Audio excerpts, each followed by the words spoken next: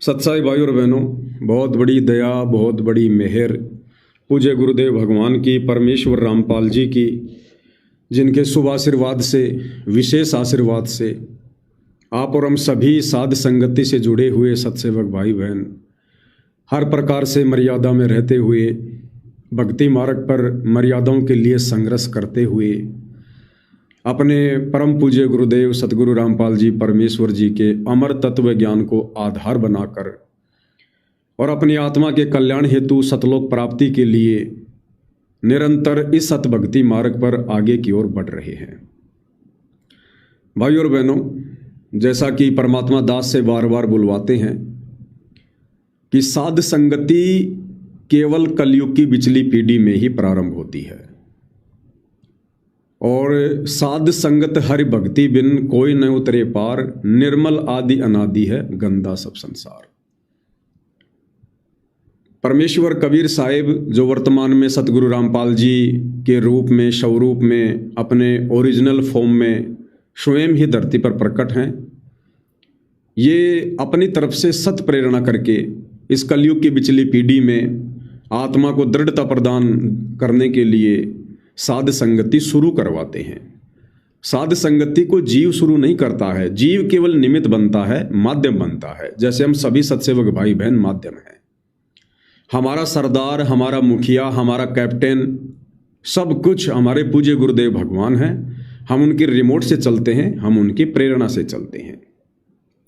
इसलिए साध संगति में कोई राग द्वेष नहीं है, कोई ईर्ष्या नहीं है, कोई मनमुटाव नहीं है, क्योंकि साध संगति में कोई किसी के ऊपर सरदार नहीं है, कोई किसी के ऊपर कोऑर्डिनेटर नहीं है।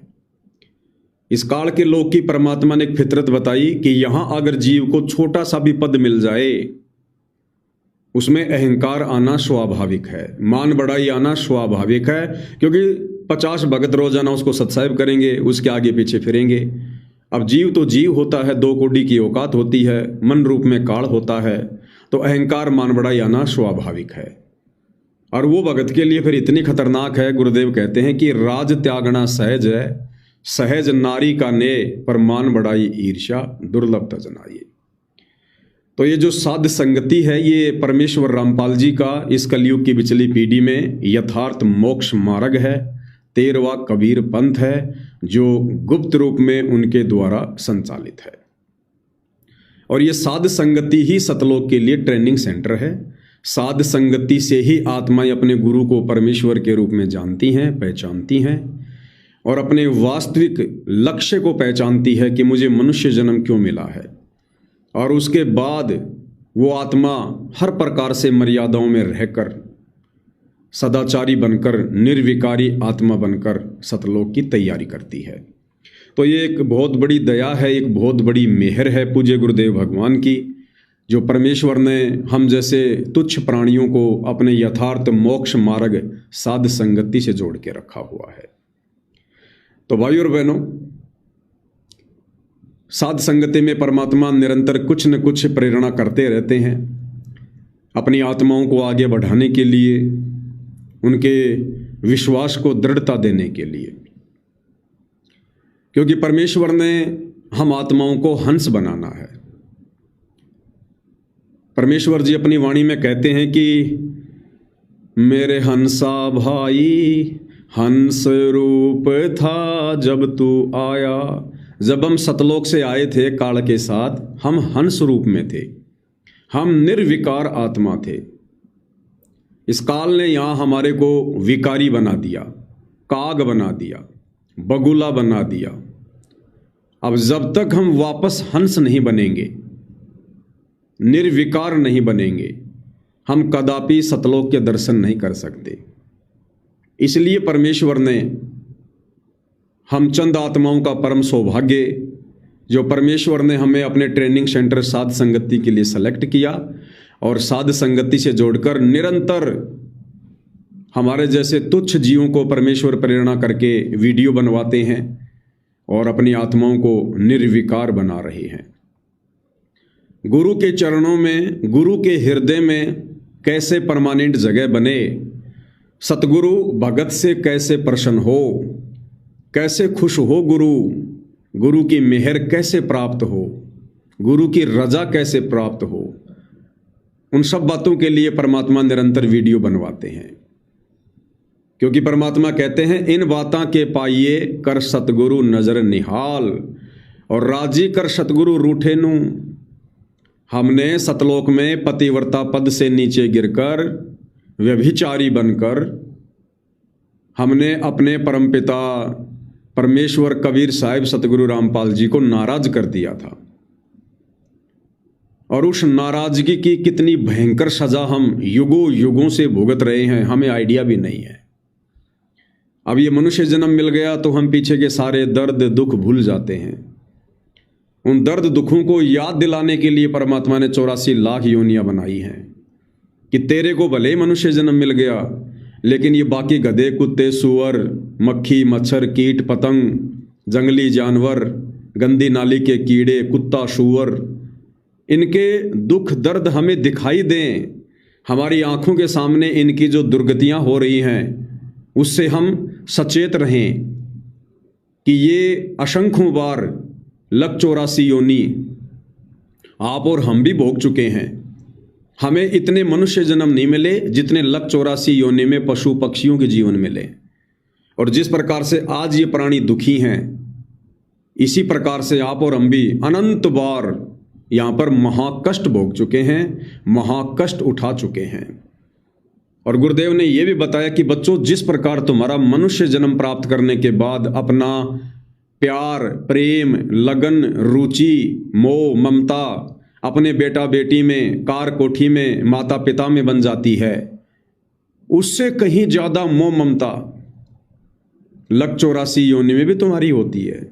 इसी प्रकार से अपने बेटा बेटी के प्रति अपने बच्चों के प्रति कुत्ता जहां रहने लग जाता है उसको अपनी परमानेंट जगह मान लेता है, दूसरा कोई कुत्ता आने की कोशिश करे तो उसको मारने को दौड़ता है, क्योंकि वो उस जगह को अपनी मान रहा है।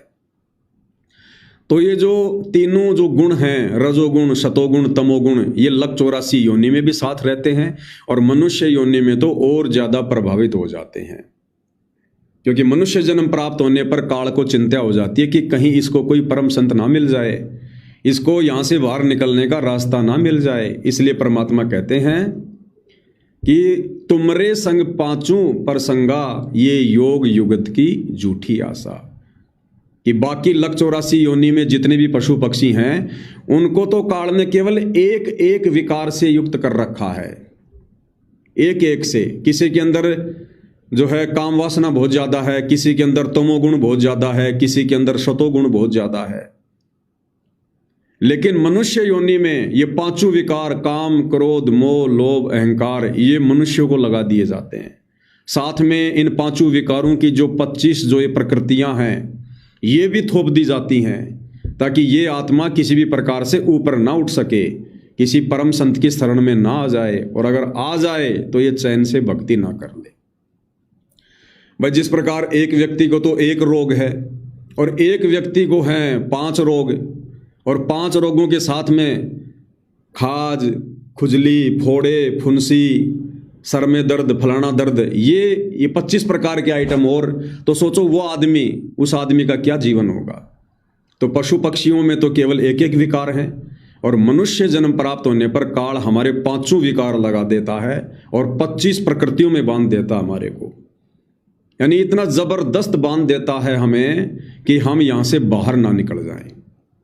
और भाइयों और बहनों, इस काल की जकड़ को ढीला करके हमसे भक्ति करवाने के लिए फिर वो कबीर भगवान खुद ही यहां पर सतगुरु बनकर आता है, गुरु बनकर आता है, और रह रहकर हमें सत्संग सुनाता है, तत्व ज्ञान देता है।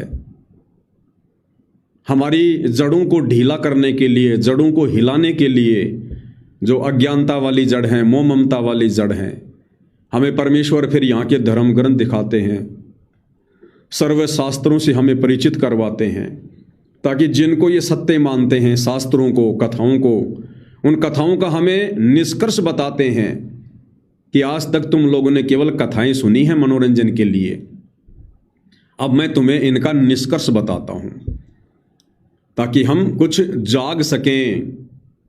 के सोवे गफलत में बंदे, जाग जाग नर जाग रे। तो भाई और बहनों, कमी गुरुदेव भगवान ने आप और हमारे आत्म कल्याण के लिए किसी भी प्रकार की नहीं छोड़ी है। अब यदि कोई कमी रहेगी तो आप और हमारी अज्ञानता की रहेगी, नासमझी की रहेगी।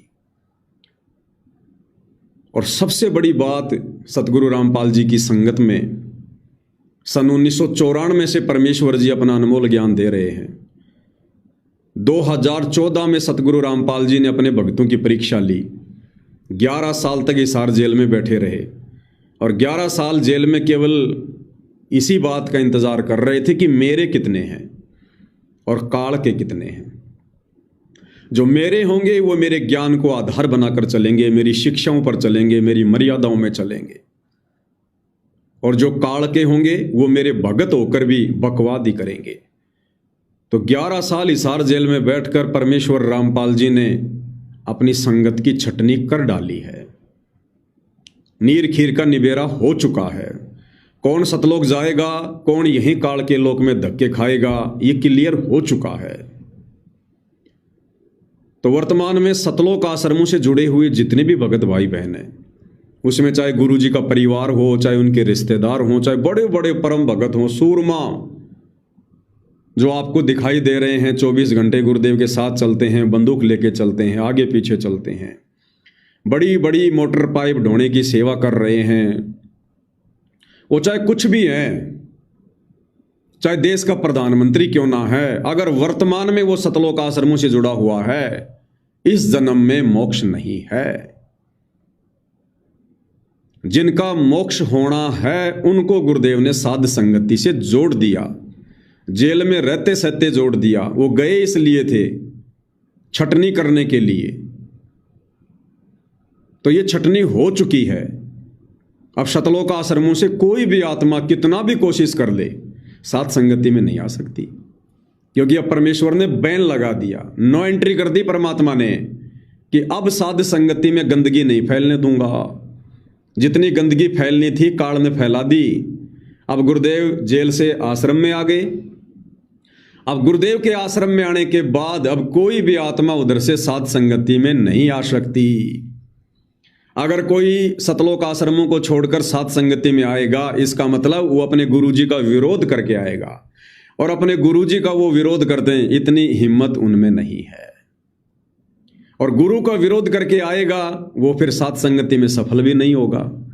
तो ये मौका तो सतलोक आश्रम वालों को साध संगति से जुड़ने का उस समय तक था जब तक पूज्य गुरुदेव भगवान हिसार जेल में थे और हमारी परीक्षा चल रही थी। अब कोई मौका नहीं है। अब इस जन्म में आप साध संगति से नहीं जुड़ सकते, जुड़ जाओगे तो सफल नहीं हो सकते। अब तो जो साध संगति में जुड़े हुए हैं, अब उन्हीं की अग्नि परीक्षा चल रही है, अब उन्हीं की ट्रेनिंग चलेगी जो सेलेक्ट हो चुके हैं इस भक्ति के अखाड़े में। तो ये कितना बड़ा सौभाग्य है भाई और बहनों। अनंत युगों के बाद बिल्ली के बाह का छीका टूटा, हमें परम संत मिला, मोक्ष का मौका मिला, सतलोक जाने का अवसर मिला, और असंख्यों आत्माओं ने, करोड़ों आत्माओं ने वो मौका ठुकरा दिया। 11 साल वाली परीक्षा के समय में अपनी नासमझी के चलते, गुरुदेव के तत्व ज्ञान को आधार बनाकर दूध खीर नीर खीर का निबेरा ना करने के चलते, देखा देखी में भेड़ चाल में चलकर अपने जीवन को बर्बाद कर लिया सतलोक आश्रमों से जुड़े भाई बहनों ने। अब चाहे उनकी कितनी महिमा हो जाए, चाहे वो कितने बड़े परम भगत दिखाई दें, गुरुदेव के 24 घंटे आसपास रहते दिखाई दें, इन बातों का कोई मतलब नहीं है, कोई मतलब नहीं है। मोक्ष नहीं हुआ तो जीव के जीव, 2 कोटि के प्राणी, कोई लेना देना नहीं, कष्ट ज्यों के ज्यों, काल की जकड़ में। तो भाई और बहनों, जो राजा पूज्य गुरुदेव भगवान ने हम साथ संगति से जुड़ी आत्माओं के ऊपर बख्शी है, उसके लिए हम परमेश्वर के जितने चरण धो धो के पिए उतने कम है। अब कोई एक आध तो कह नहीं सकता जो निर्भाग साध संगति से नीचे गिर जाएगा। बाकी साध संगति से भी अब कोई पीछे हटने वाला नहीं है, कोई नीचे गिरने वाला नहीं है, क्योंकि परमेश्वर ने हमें वो दिव्य दृष्टि दे दी है, हमें वो सूक्ष्म ज्ञान दे दिया है जो हमारे अंतःकरण में समा चुका है। हमें हकीकत का पता चल चुका है कि गुरुदेव भगवान का वर्तमान में सतलोक आश्रम में बैठकर और क्या प्रयास है, क्या गुरुदेव भगवान का मिशन है, क्या चाहते हैं परमात्मा। और ना साध संगति से जुड़े किसी भगत भाई बहन की अब उन सतलोक आश्रमों में जाने की इच्छा बनती है। वो हमें याद भी नहीं आते, क्योंकि अब हमें हकीकत का पता चल चुका है कि मोक्ष है तो साध संगति से है, और साध संगति पर गुरुदेव भगवान की नजर पल पल है। जो बच्चा गऊ की नजर में यूं साईं को संत, भगतों के पीछे फिरे भगत वत्सल भगवंत।